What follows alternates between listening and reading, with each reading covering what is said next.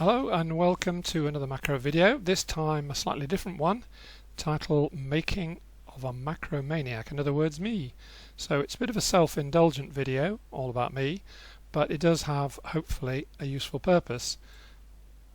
Two purposes: I'd like you to understand me and my faults, but hopefully faults can be redeemed, and secondly to see how we can work together. So let's get started. Oh yes, and finally I'm going to have a bit of fun trying to illustrate one of my main faults. So then, let's have a history lesson to start off with. Let's open up the screen. I wonder if you recognise this. Some of you might. It's a Mac Plus from 1986, and this was my first introduction to desktop publishing. It had an amazing 1 megabyte of RAM. And I bought myself a Mac Plus, which is what that is, and a laser writer, which is a 300 dpi printer. And how much do you think that was? That was, well, the list price was £8,000 back in 1986. And Apple were keen to get people to buy it, and they gave an author's discount price, which was £5,000. So I had written a couple of books at that stage, so I joined the Society of Authors for 50 quid, and I saved myself £3,000. This is all totally irrelevant, by the way, just a bit of fun. However, the purpose of having the computer, being able to do desktop publishing, is to produce a subscription magazine, which I did every month for 20 years. Initially on the Apples, but later on the subject for the magazine, which was Acorn computers. Now, the amazing thing about Mac Plus was that it used things called ligatures, which were in 1986 were new to most of us. We used printers which were equal spaced, so there were dot matrix, but the first ones certainly were just equal spaced characters, and the idea of proportional spacing and certainly ligatures was completely new to us. So just to remind you what a ligature is, there's a single character, FL, which is what they use instead of the two characters, individual characters F and L, and similarly FI, the ligature, instead of the F and the I. And they use things called end dashes. So you didn't have to use hyphens in writing. You could put space dash space instead of space hyphen space, which is what we'd always used from the days of typewriters onwards. However, I needed to change those ligatures and end dashes back to ordinary characters because I was working in the Acorn fraternity, and we needed to be able to search the text. So something like floppy disk needs to be there as a proper F and L so that we can search for what we want. So what I did was I listed the changes that I needed on a piece of paper. So there was one find and replace that I would do. I would change the ligature FL into FL and ligature FI into FI and so on. And I did that every month for about 18 months. And eventually I thought, this is ridiculous. Why am I doing this myself? Surely a computer program could do it. So I could hopefully create a list in the computer, and the computer would then do the find and replaces for me. So I asked on the amongst my Acorn friends whether they could produce a program that would do this, and they said yes, not a problem. Or somebody did, a guy in the Netherlands, and he produced a program so that I could produce a list like this just in a text file with the FL and the F and L and so on. So I mean, you can see the format, and this program that he wrote went through those, went through that list and made the changes. So that was the dash into a hyphen, and this was a 160, which is a fixed space, back into an ordinary space. So the principle of Fredit was born. So any of you who've used Fredit will recognize this format, although with Fredit we use the vertical bar and so on. Same idea, okay? So the principle was there of what we call scripted global find and replace. Now, when was this? it was in 1988, so that's 31 years ago. So for 31 years I've been using the principle of Fredit. So on the magazine I used scripted find and replace every month for 18 years. Not on Microsoft, but on the Acorn computers. Right, so at that point, around that time, the magazine was dying. I needed to do something else, so I thought, well, maybe I can do find and replace. I can do editing and proofreading for other people, but that meant that I had to use Word. So for the last 14 years, I've been using Word for editing. And as soon as I started 14 years ago, I thought, where's the scripted find and replace? I need a program, surely. Don't forget that I'd used scripted find and replace for 18 years and expected to see it available in Microsoft Word, and it wasn't. So I went to my Acorn friends again, and one of them, who knew a bit about Visual Basic, wrote a program called Pre-Edit. It was so then I started using Pre-Edit, and I started writing a few simple macros.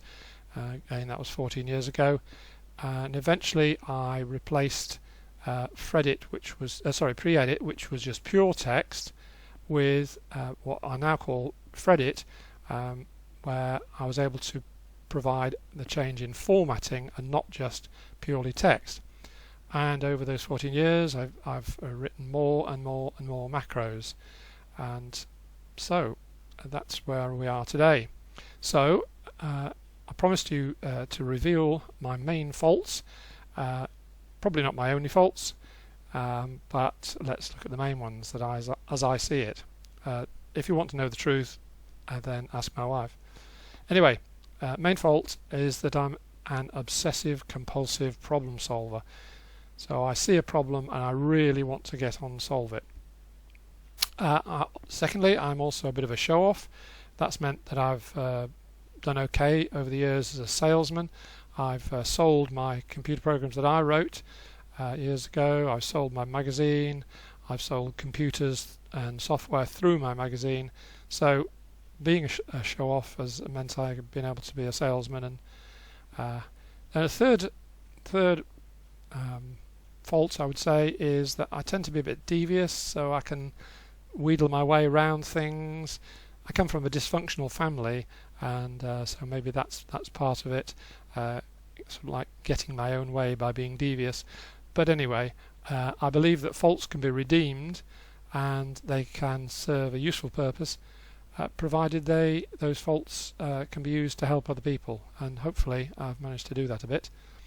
So how did those particular faults help? Well, working back through the list, the deviousness is something which enables me to find ways round awkward technical problems.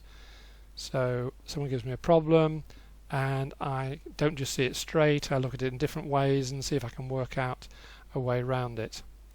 The second one, being a show-off, is that I like to show that I can solve problems. So if I get somebody saying, is there a macro that does such and such, then that really gets me going, and I want to show that I can do this, So I waste no time in getting into Visual Basic and trying to see if I can find a solution to the problem. And finally, the obsessive compulsive problem solver. Well, as you'll have seen, it has enabled me to produce more and more macros. We're now over the 700 mark. So that's how hopefully those faults have been able to produce something worthwhile that other people can use. So my second purpose was to see how we can work together. So mainly it's the obsessive compulsive problem solver that enables us to do that. So your job is to look at the way you work and try and see if there's a way in which you can work, also the way in which you could be speeded up if there were a macro that did something. You see yourself doing something repetitive, so come to me and say, is there a macro that does such and such? That'll get me going, and so many times over the last few years someone has asked me to do a macro, and I thought, crikey, what's the point of that? But I've done it, and having written the macro, I thought, hang on a minute, I could use that in my work. So I've gained by producing macros for other people, and obviously then by putting those macros in the book and making them available generally, then that's helped other people as well. Okay, so that's my main thing, but now I'm going to have a bit of fun and illustrate how my obsessive compulsive problem solving is applied to other parts of my life. My wife is very patient. For 46 years she's had to live with this this problem, this fault, and it applies, as I say, to all parts of my life, including food preparation. So here's my menu. At breakfast I have muesli with fruit and oat milk. This is all anti-cholesterol stuff. Milled flaxseed, oat bran, cinnamon. And then in the evening for dessert it goes the other way. I have fruit with yogurt and a bit of muesli and some oat milk. So my question is, how do I get satsumas and mandarins sliced to release the juice? Because if you halve them, then the juice gets out, and I think that's gives a better taste than if it's not until the segment gets in your mouth that you release the juice. So how do you do that? Right, watch and learn. So we're going to have a go at this, see if it works. Righty ho, here we go. So I've got a mandarin or satsuma or something, and I'm going to cut it. I'm going to use a knife, and I'm going to cut the segments. Ready, steady, go. Now this is real time. I'm not cheating at all. I'm going to just put them out on the plate here so they'll be able to see them. And here we go, nearly ready. Ready, steady. There we go. Right, so I don't know how much you can see of that, but that is the satsuma halved and ready for lovely. So how did I do that? Now, here's how I did it. I'll show you. What you do is you get the satsuma and cut it in half. Can you see what I'm doing there? Cutting it in half there. Right. Put that down.